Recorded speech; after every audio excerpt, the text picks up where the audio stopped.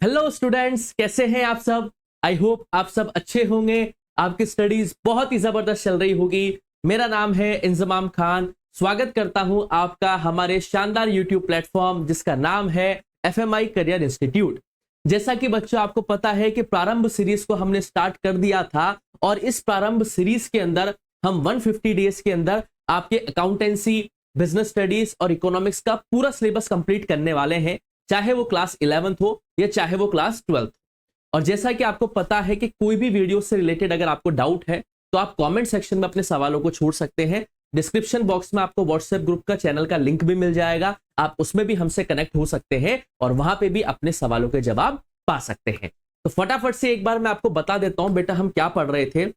जैसा कि आपको पता है कि हमने क्लास 11th बिजनेस स्टडीज का chapter number 1 nature and purpose of business को पूरी तरीके से बहुत ही अच्छी तरीके से कंप्लीट किया था। अगर अभी तक आपने बच्चों उन लेक्चर्स को नहीं देखा है तो आप प्लेलिस्ट में जाएं, आपको प्लेलिस्ट में क्लास 11th बिजनेस स्टडीज नाम से एक प्लेलिस्ट मिलेगी। प्रारंभ series class 11th business studies नाम से आपको एक प्लेलिस्ट मिलेगी। उसमें आपको nature and purpose of business के सभी लेक्चर्स सीक्वेंस वाइज में देखने को मिल जाएंगे। मेरी आपसे रिक्वेस्ट है कि सबसे पहले आप उन लेक्चर्स को रिवाइज करें, देन उसके बाद आप इस केस स्टडी वाले लेक्चर के ऊपर स्विच करें। तो जैसा कि मैंने आपसे बोला था कि चैप्टर कंप्लीट होने के बाद हम कुछ केस स्टडीज के बारे में डिस्कस करेंगे, जिससे हम इस पूरे चैप्टर को एक बार रिवाइज करने की कोशिश करेंगे। तो आज मैं आपके लिए केस स्टडीज लेके आया हूं बेटा। लिमिटेड केस स्टडीज लेके आया हूं क्योंकि अभी हमें लंबा चलना है प्रारंभ सीरीज के अंदर। तो जैसे जैसे हम आगे बढ़ते जाएंगे क्वेश्चंस की प्रैक्टिस हम और करेंगे। सिलेबस कंप्लीट होने के बाद आपके टिल एग्जाम्स तक हम आपका साथ नहीं छोड़ने वाले हैं, आपको बहुत सारे क्वेश्चंस की हम प्रैक्टिस करवाएंगे। तो आज जो मैं आपके लिए केस स्टडी लेके आया हूं chapter number 1 nature and purpose of business की, उन केस स्टडीज के जरिए हम समझने की कोशिश करेंगे कि आपके एग्जाम में सवाल कैसे आते हैं और उन केस स्टडीज से आपको फेस कैसे करना है और किस तरीके से हमें चैप्टर को समझना है। क्लियर है बच्चों? क्योंकि देखिए मेजरली क्या होता है बिजनेस स्टडीज के अंदर बच्चों को ये दिक्कत रहती है कि सर केस स्टडीज समझ में नहीं आती। जबकि देखा जाए तो सबसे सिंपल चीज ही केस स्टडीज होती है बेटा। तो केस स्टडीज क्या होती है, बस आपको पढ़ना है, उसी के अंदर सवालों के जवाब छुपे हुए होते हैं, उनको अच्छी तरीके से समझना है और क्वेश्चंस के आंसर करने हैं। तो फटाफट से हम केस स्टडीज को डिस्कस करते हैं, जिसके जरिए हम इस पूरे चैप्टर को एक बार फटाफट से रिवाइज कर लेंगे। क्लियर? तो चलिए ये पहली केस स्टडी देखिए बेटा, इसे मेरे साथ समझिए। मैं आपको एक एक लाइन को बहुत अच्छी तरीके से समझाऊंगा, आप पढ़ते हुए चलना। पहला देखिए, after completing his graduation Arnav decide not to pursue a job. Arnav नाम से एक पर्सन है बेटा, उसने अपनी ग्रेजुएशन को कंप्लीट करने के बाद यह फैसला किया कि वो जॉब नहीं करेगा, मतलब एम्प्लॉयमेंट वाली कैटेगरी में वो नहीं जाएगा। उसके अलावा उसने क्या किया, instead he invested ₹5 lakh from his savings and borrowed ₹2 lakh from his uncle to start a home made snacks manufacturing business in his town. Graduation complete करने के बाद अर्नव ने ये डिसाइड किया कि मैं जॉब नहीं करूंगा, तो उसने क्या करा, 5 लाख रुपए अपनी सेविंग्स में से इन्वेस्ट किए और 2 लाख रुपए उसने अपने अंकल से लिए। क्यों लिए ये 7 लाख रुपीस उसने? 5 लाख रुपए तो उसने अपने सेविंग्स में से निकाले और 2 लाख रुपए उसने उधार लिए अपने अंकल से, ताकि वो क्या कर सके बेटा, होम मेड स्नैक्स को मैन्युफैक्चर कर सके। स्नैक्स होते हैं ना, चिप्स वगैरह हो गए या कुछ कुरकुरे वगैरह हो गए जो होम मेड होते हैं, घर पे बनाए जाते हैं, उनको बनाने का इसने एक बिजनेस चालू किया। किसने बेटा? अर्नव ने। होम मेड स्नैक्स बनाने का, मैन्युफैक्चर करने का बिजनेस स्टार्ट करने की सोची बेटा किसने? अर्नव ने। वो मशीन्स लेके आया, he bought machines, raw materials and hired 3 workers. Machines लेके आया बेटा, वो रॉ मटेरियल भी लेके आया और उसने 3 वर्कर्स को हायर भी करा। इन द बिगिनिंग, अब बिजनेस जब उसका स्टार्ट हुआ, he faced several problems like low sales. जब उसका बिजनेस स्टार्ट हुआ तो उसने कुछ प्रॉब्लम्स को फेस किया। जाहिर सी बात है हर एक बिजनेस कोई ना कोई प्रॉब्लम को फेस करता है। तो क्या क्या इसने प्रॉब्लम फेस करी बेटा? इसने प्रॉब्लम फेस करी कि इसकी सेल बहुत ही कम हो रही थी, लो सेल्स, इसकी सेल बहुत ही कम हो रही थी। कस्टमर कंप्लेन कर रहे थे पैकेजिंग को लेकर कि जिस तरीके से आप उस होम मेड स्नैक्स को पैक कर रहे हो, उस पैकेजिंग को लेकर भी कंप्लेंट्स आ रही थी किसकी बेटा? कस्टमर्स की। और डिलीवरी डिलेस, मतलब जो डिलीवरी की जाती है, होम डिलीवरी हम करते हैं, उसमें दिक्कत आ रही थी। मतलब 3 तरीके की प्रॉब्लम्स आ रही थी कस्टमर्स, या हम कह सकते हैं कि 3 तरीके की प्रॉब्लम्स फेस कर रहा था अर्नव। क्या क्या बेटा? एक तो उसकी सेल कम हो रही थी, दूसरा कस्टमर जो है पैकेजिंग को लेकर कंप्लेन कर रहा था, तीसरा जो डिलीवरी वो कर रहा था घर घर पे जाके, या जो वर्कर्स उसने हायर करे थे उन डिलीवरीज में क्या लग रहा था बेटा? डिले हो रहा था, टाइम लग रहा था। और जाहिर सी बात है कोई भी बिजनेस स्टार्ट होता है तो उसमें कुछ इश्यूज तो आते ही आते हैं। तो वापस से एक बार रिकॉल करवाता हूं, अर्नव ने अपनी ग्रेजुएशन कंप्लीट करने के बाद जॉब ना करने का फैसला किया। उसने बिजनेस स्टार्ट किया। 5 लाख रुपए उसने अपनी सेविंग्स में से डाले और 2 लाख रुपए उसने अपने अंकल से उधार लिए ताकि वो होम मेड स्नैक्स को मैन्युफैक्चर करके अपने टाउन में सेल कर सके। मशीन्स वो लेके आ गया, रॉ मटेरियल्स वो लेके आ गया, साथ के साथ उसने 3 वर्कर्स को हायर भी किया। अब जब उसने बिजनेस को स्टार्ट किया तो उसे कुछ प्रॉब्लम्स फेस करने को मिली। क्या क्या प्रॉब्लम्स थी सर? तो सेल उसकी कम हुई, ठीक है। दूसरा, कस्टमर कंप्लेन कर रहा है पैकेजिंग को लेकर। तीसरा, डिलीवरी में डिले हो रहा था। तो ये कुछ प्रॉब्लम्स वो अर्नव फेस कर रहा था। जाहिर सी बात है, अर्नव ने पैसा इन्वेस्ट किया था। तो धीरे धीरे समय के साथ, ओवर टाइम, सेकंड पैराग्राफ देखिए, over time Arnav improved the product quality. उसने क्या किया? समय के साथ साथ अपने क्वालिटी, जो प्रोडक्ट जो था उसका, उसकी क्वालिटी को इंप्रूव किया। Use biodegradable packaging. पैकेजिंग की भी प्रॉब्लम आ रही थी बेटा कस्टमर्स को, तो उसने बायोडिग्रेडेबल पैकेजिंग करी। मतलब ऐसा पैकेट उसने किया कि उसमें से आप जब होममेड स्नैक्स को खा लोगे तो वो जो कचरा बचेगा उसको आप फेंक भी दोगे तो वो क्या हो जाएगा बेटा? इको फ्रेंडली रहेगा। मतलब कहीं ना कहीं वो एनवायरमेंट को नुकसान नहीं पहुंचाएगा। तो पैकेजिंग कैसे करी उसने? बायोडिग्रेडेबल पैकेजिंग करी। साथ के साथ and partnered with a local courier company to handle deliveries. और साथ के साथ उसने एक लोकल कुरियर कंपनी को भी पार्टनर, मतलब उससे बातचीत करी ताकि वो डिलीवरीज को हैंडल कर सके। भाई 3 तरीके की प्रॉब्लम आ रही थी। सेल्स कम थी, तो सेल कम थी, सेल को बढ़ाने के लिए उसने अपने प्रोडक्ट की क्वालिटी को इंप्रूव किया। दूसरा, कस्टमर जो है पैकेजिंग को लेकर कंप्लेन कर रहा था, तो उसने बायोडिग्रेडेबल पैकेजिंग लेके आ गया ताकि एनवायरमेंट फ्रेंडली रहे। तीसरा, डिलीवरी में डिले हो रहा था, तो उसने अपने नजदीक ही कुरियर कंपनी को कांटेक्ट किया जो कि क्या संभालेगी बेटा? डिलीवरी संभालेगी। मतलब जो प्रॉब्लम्स थी उनके सॉल्यूशन ढूंढे बेटा किसने? अर्नव ने। अब वो क्या कर रहा है? अपने प्रोडक्ट को सेल कर रहा है, ऑफलाइन भी और ऑनलाइन भी, दोनों तरीके से सेल कर रहा है जो मार्केट की डिमांड है। ऑफलाइन भी सेल कर रहा है और ऑनलाइन भी सेल कर रहा है। He also started training local women to help them earn an income. और साथ के साथ अर्नव जो है बेटा लोकल वुमेन्स को ट्रेनिंग भी देने लगा ताकि लोकल वुमेन्स क्या कर सके बेटा? एक इनकम कमा पाए। तो स्टार्टिंग में अर्नव ने जब बिजनेस स्टार्ट किया, despite initial losses, Arnav continued his business with full determination. Starting में उसने कुछ लॉसेस फेस किए, लेकिन अर्नव अपने बिजनेस को लगातार कंटिन्यू करता रहा फुल डिटर्मिनेशन के साथ। Today he not only earns good profit but also contribute to society. और आज के दिन वो सिर्फ एक अच्छा मुनाफा नहीं कमा रहा है, एक अच्छे मुनाफे के साथ साथ वो सोसाइटी को भी कंट्रीब्यूट कर रहा है, वुमेन्स को भी ट्रेंड कर रहा है, और बायोडिग्रेडेबल पैकेजिंग सिस्टम का इस्तेमाल करके प्लास्टिक यूज को भी क्या कर रहा है? कम कर रहा है। तो ये थी आपकी पूरी की पूरी केस स्टडी। एक बार इसकी फटाफट से मैं आपको समरी दे देता हूं। अर्नव ने अपनी ग्रेजुएशन कंप्लीट करने के बाद जॉब ना करने का फैसला किया। उसने 5 लाख रुपए अपनी सेविंग्स में से निकाले और 2 लाख रुपए अपने अंकल से लिए ताकि वो स्नैक्स को मैन्युफैक्चर करके अपने लोकल टाउन में सेल कर सके। 7 लाख रुपीस का उसका इन्वेस्टमेंट था। रॉ मटेरियल्स लेके आया, मशीन्स लेके आया, और साथ के साथ उसने 3 वर्कर्स को हायर भी किया।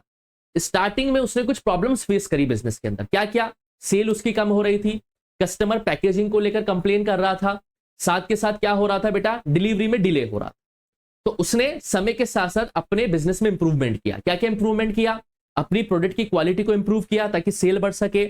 बायोडिग्रेडेबल पैकेजिंग सिस्टम वो लेके आया ताकि कस्टमर पैकेजिंग को लेकर कंप्लेन नहीं करे, और साथ के साथ लोकल कुरियर कंपनी से भी उसने पार्टनरशिप करी या उससे कांटेक्ट किया ताकि डिलीवरी को वो संभाल सके और डिलीवरी जल्दी से हो सके। मतलब जो प्रॉब्लम्स थी उनका सॉल्यूशन उसने निकाला।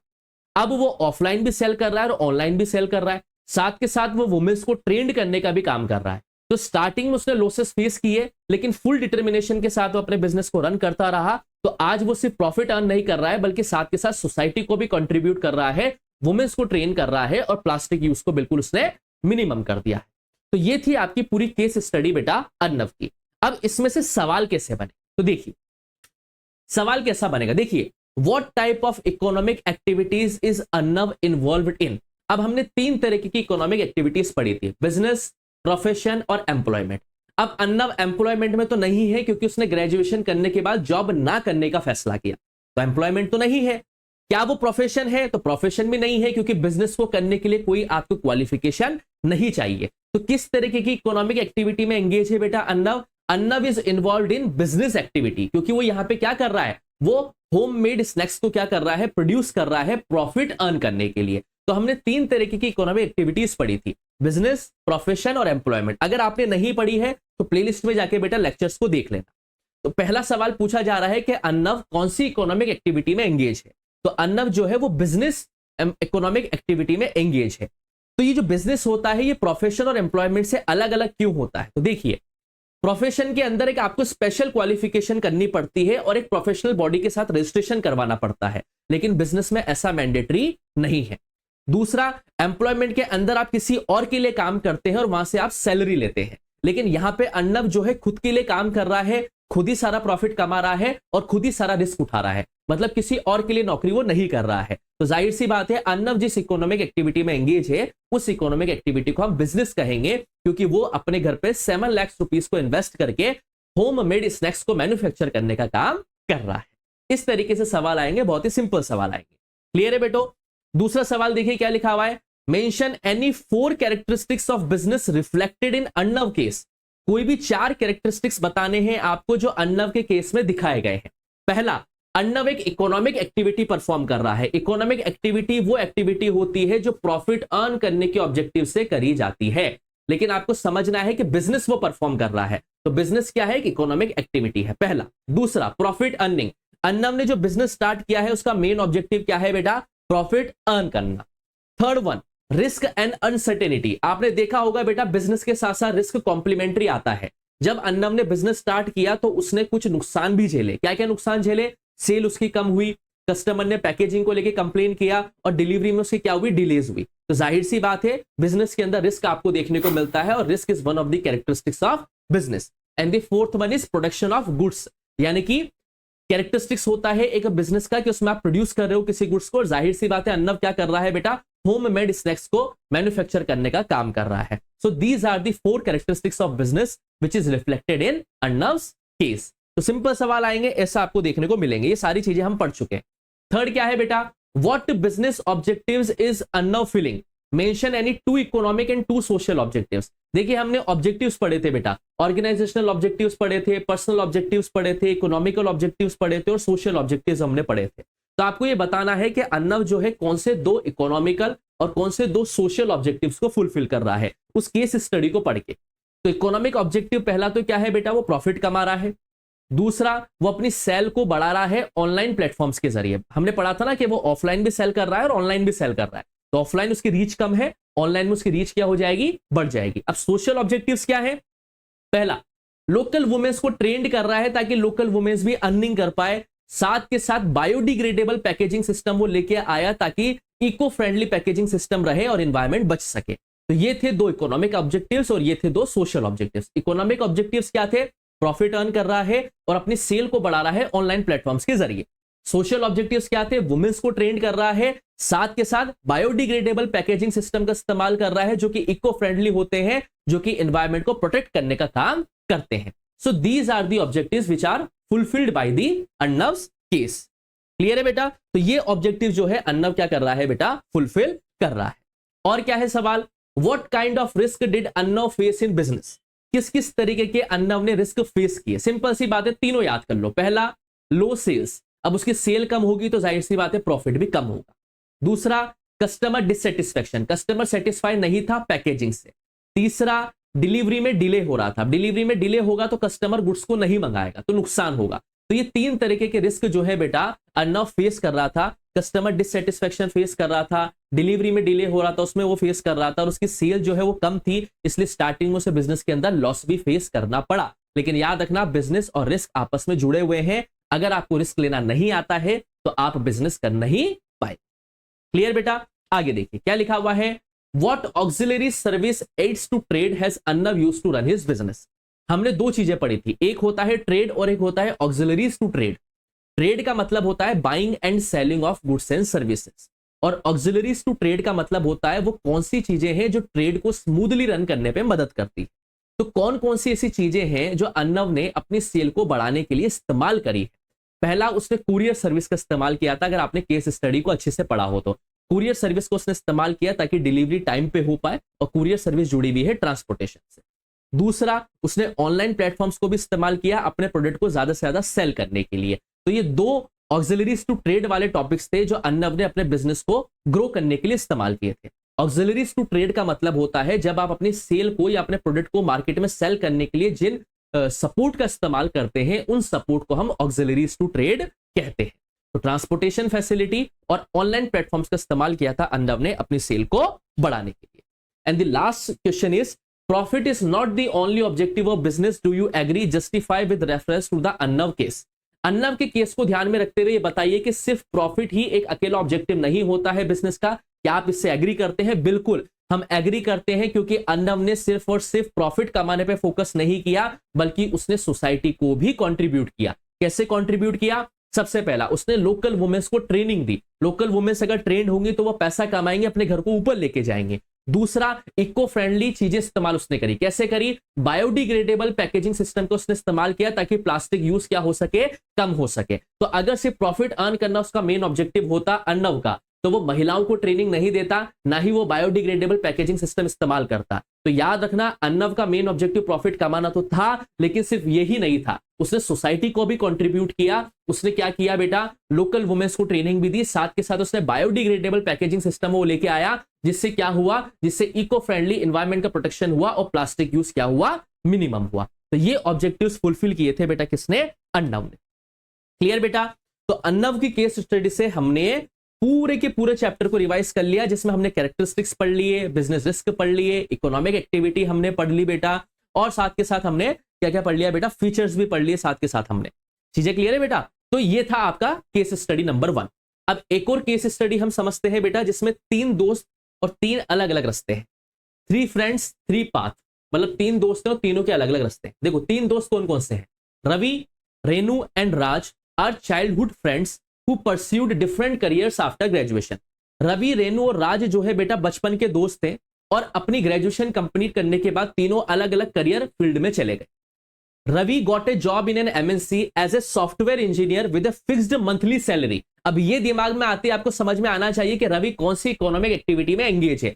Ravi got a job in MNC as a software engineer, वो जॉब कर रहा है एक मल्टीनेशनल कंपनी में, जहां पे उसे हर महीने सैलरी मिल जाती है। जहां सैलरी मिलती है उस इकोनॉमिक एक्टिविटी को हम क्या कहते हैं बेटा? एम्प्लॉयमेंट कहते हैं। तो रवि क्या है? एम्प्लॉय है। क्लियर बेटा? दूसरा, Renu a qualified chartered accountant opened her own consultancy and provide audit services. Renu ने क्या किया है बेटा? सीए कोर्स किया है, एक प्रोफेशनल कोर्स किया है, और उसके बाद उसने अपनी खुद की कंसल्टेंसी फर्म खोली है ताकि वो लोगों को ऑडिट सर्विस प्रोवाइड करवा सके। ऑडिट करने से पहले आपको एक प्रोफेशनल क्वालिफाइड डिग्री लेनी पड़ती है, जिसका नाम होता है चार्टर्ड अकाउंटेंट। तो रेनू जो इकोनॉमिक एक्टिविटी परफॉर्म कर रही है वो कौन सी परफॉर्म कर रही है? प्रोफेशन परफॉर्म कर रही है। And the third one is Raj started his own online book store. Raj ने अपनी खुद की ऑनलाइन बुक स्टोर खोली है, जहां पे उसने पैसा इन्वेस्ट किया है वेबसाइट को डेवलप करने के लिए और डिलीवरी स्टाफ को हायर किया है। वही अर्नव की तरह लग रहा है बेटा, same same. Online book store उसने अपनी ओपन करी है और वेबसाइट को डेवलप करने के लिए उसने पैसा खर्च किया है, और उसने क्या किया है? डिलीवरी स्टाफ को हायर किया है। मतलब यहां पे वो बिजनेस वाली इकोनॉमिक एक्टिविटी को परफॉर्म कर रहा है। रवि तो जॉब कर रहा है तो वो एम्प्लॉयमेंट में है, रेनू जो है चार्टेड अकाउंटेंट है तो वो प्रोफेशन है, और राज जो है अपनी खुद की ऑनलाइन बुक स्टोर चला रहा है तो वो बिजनेस कर रहा है। तीनों अलग अलग काम कर रहे हैं और तीनों अलग अलग पैसा कमा रहे हैं अलग अलग तरीके से। रवि जो है वो मैनेजर के अंडर में काम करता है और कंपनी के रूल्स एंड रेगुलेशंस को मानता है। रेनू जो है इंडिपेंडेंटली काम कर रही है और वो अपने क्लाइंट से कंसल्टेशन फीस को चार्ज करती है। और राज जो है बेटा वो रिस्क को क्या करता है? बियर करता है, और साथ के साथ उसके पास कंप्लीट फ्रीडम है डिसीजन लेने की। उसके ऊपर कोई रूल्स एंड रेगुलेशंस नहीं है, वो अपने हिसाब से क्या कर सकता है? काम कर सकता है। So this is the case study of 3 friends. अब पहला सवाल क्या है कि तीनों फ्रेंड्स कौन कौन सी इकोनॉमिक एक्टिविटी में एंगेज है? तो रवि किसमें है? एम्प्लॉयमेंट में, क्योंकि वो एमएनसी के अंदर काम कर रहा है।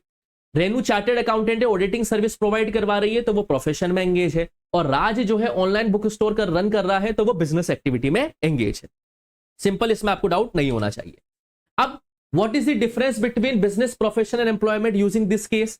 तो जाहिर सी बात है, आप देखिए रवि को देखिए, बेसिस देखिए और रिटर्न देखिए। पहले रिटर्न वाला टॉपिक देखिए। रवि एम्प्लॉयमेंट में है तो उसे सैलरी मिलेगी, रेनू प्रोफेशन है तो उसे कंसल्टेशन फीस मिलेगी, और राज जो है बिजनेस रन कर रहा है तो उसे प्रॉफिट मिलेगा। ठीक। रवि जो है कैपिटल इन्वेस्ट करी नहीं, क्योंकि वो दूसरी जगह पे काम कर रहा है। रेनू ने कोई कैपिटल इन्वेस्टमेंट करी? लिमिटेड कैपिटल इन्वेस्टमेंट करी। राज ने कोई कैपिटल इन्वेस्टमेंट करी? हाँ, उसने लार्ज कैपिटल इन्वेस्टमेंट करी, क्योंकि उसे डिलीवरी पार्टनर्स को भी हायर करना पड़ा और वेबसाइट भी बनानी पड़ी। रवि के एम्प्लॉयमेंट में कोई रिस्क है? कोई रिस्क नहीं है, दूसरे के लिए काम कर रहा है। रेनू के प्रोफेशन में कोई रिस्क है? लिमिटेड रिस्क है, क्योंकि उसने सीए करा है तो उसको ऑडिटिंग की कंसल्टेशन फीस मिल ही जाएगी। राज के बिजनेस में रिस्क है तो बिल्कुल वहां पे हायर रिस्क बना रहता है। क्वालिफिकेशन, रवि को कोई क्वालिफिकेशन चाहिए एम्प्लॉयमेंट के लिए? तो हाँ, डिपेंड करता है कंपनी ने वैकेंसी कौन सी निकाली थी, उस वैकेंसी के लिए क्या क्वालिफिकेशन की रिक्वायरमेंट थी। रेनू को कोई क्वालिफिकेशन चाहिए? बिल्कुल चाहिए, उसे एक प्रोफेशनल कोर्स तो लेना ही पड़ेगा। क्या राज को बिजनेस करने के लिए कोई क्वालिफिकेशन चाहिए? तो नहीं, कोई क्वालिफिकेशन उसे नहीं चाहिए। तो इस तरीके की सिंपल केस स्टडीज आपको एग्जाम में देखने को मिलेगी। अब देखिए इसमें क्या लिखा हुआ है। थर्ड क्वेश्चन देखिए, वो कौन सी एक्टिविटीज है जिसमें हाईएस्ट रिस्क रहेगा और वाई? राज जो बिजनेस कर रहा है बेटा, उसमें सबसे ज्यादा रिस्क रहेगा क्योंकि वहां पे प्रॉफिट आने की सर्टेनिटी नहीं है, अनसर्टेनिटी ऑफ रिटर्न। हमने कैरेक्टरिस्टिक्स पढ़ा था बेटा बिजनेस का, कि बिजनेस के अंदर रिटर्न की अनसर्टेनिटी बनी रहती है।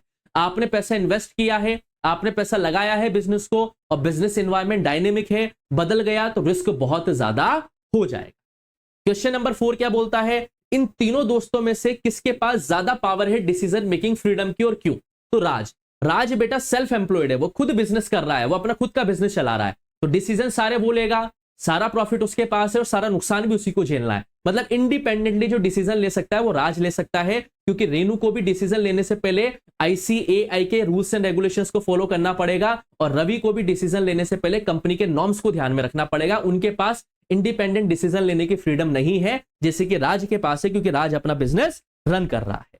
फिफ्थ क्या है बेटा, all economic activities are not the same. बिल्कुल सभी इकोनॉमिक एक्टिविटीज सेम नहीं होती है, सबके अलग अलग मतलब होते हैं। रवि जो है एम्प्लॉयमेंट के अंदर है, उसे फिक्स इनकम मिलती है लेकिन रिस्क बिल्कुल भी नहीं है, हर महीने उसके पास सैलरी आ जाएगी। रेनू जो है वो प्रोफेशन में है और उसे कुछ स्पेसिफिक क्वालिफिकेशन चाहिए।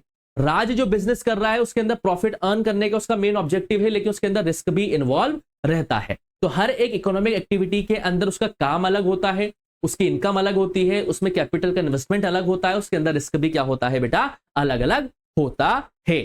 सो these are the 2 case studies of first chapter nature and purpose of business. और इन दो केस स्टडीज में लगभग अगर आप नोटिस करेंगे बेटा तो हमने पूरे चैप्टर को रिवाइज कर लिया है। बहुत सिंपल होती है बेटा केस स्टडीज के अंदर ही सवाल छुपा होता है, जवाब छुपा होता है, बस आपको अच्छी तरीके से पढ़ना आना चाहिए, अच्छी तरीके से समझ में आना चाहिए। तो ये जो हमारा चैप्टर है, चैप्टर नंबर 1 जिसका नाम है nature and purpose of business, वो पूरी तरीके से कंप्लीट होता है बेटा। इसके केस स्टडीज भी हमारी कंप्लीट होती है। हालांकि आगे जब हमारा सिलेबस कंप्लीट होगा तो हम और भी बहुत सारे क्वेश्चंस आपके लिए लेके आने वाले हैं, आपको लोड नहीं लेना है।